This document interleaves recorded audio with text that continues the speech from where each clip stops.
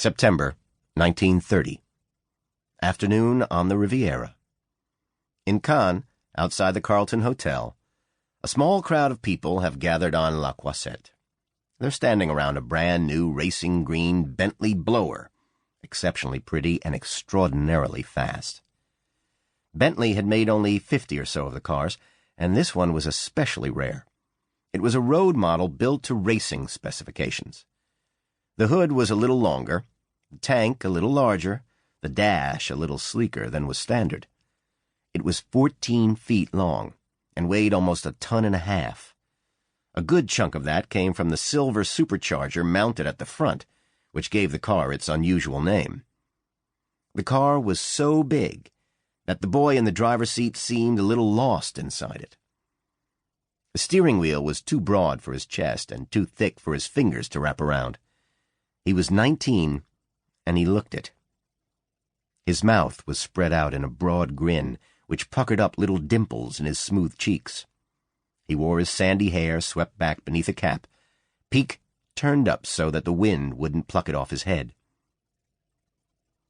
He tugged on the magneto switches, sent a pulse of current into the engine, slipped his hand across the dash to flick the Bakelite switch that controlled the fuel pump, and then pressed the starter button.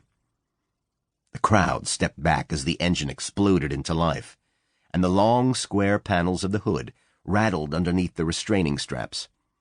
Dust rushed up off the road and coated their clothes. They had to shout to be heard above the roar. "Good luck, Billy!" He watched the dial. He had to wait 10 seconds while the oil pressure rose. Oh, and one more thing. He reached across to the little clock on the far side of the dash.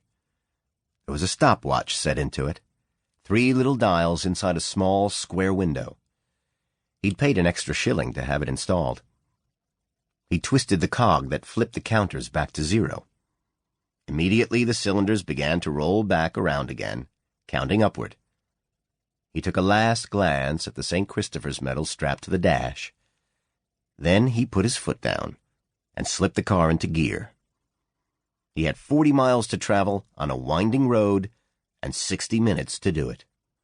Make that a second under 60 minutes, since he didn't just want to beat the record, he wanted to be the first man to break the hour barrier. The French authorities had recently scrapped their speed limit, which had been set at just over 12 miles per hour in built-up areas.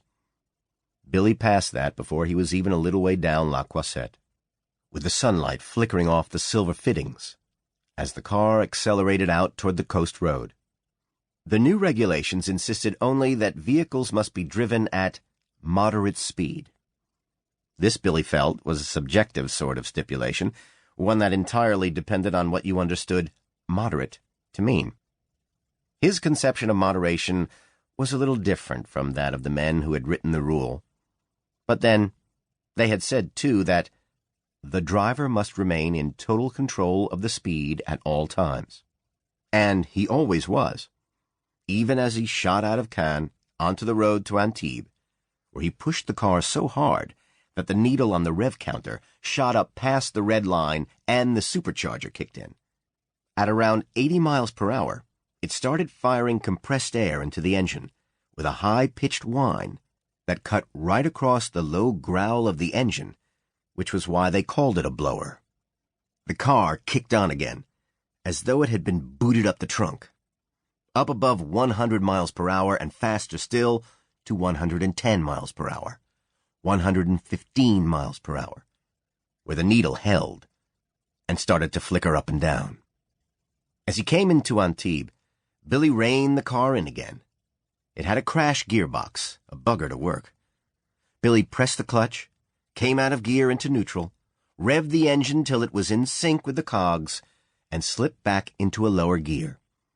A double D-clutch. He did it unthinkingly. His foot danced on the pedals, and his practiced hand worked the stick down by his right side, moving, as his friend Henry Longhurst put it, as smooth as butter. Of course, Longhurst said, if you got it wrong, you could break your wrist, let alone your gearbox.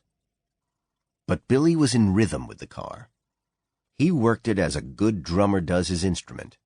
Hands, feet, and thoughts, all moving together in time.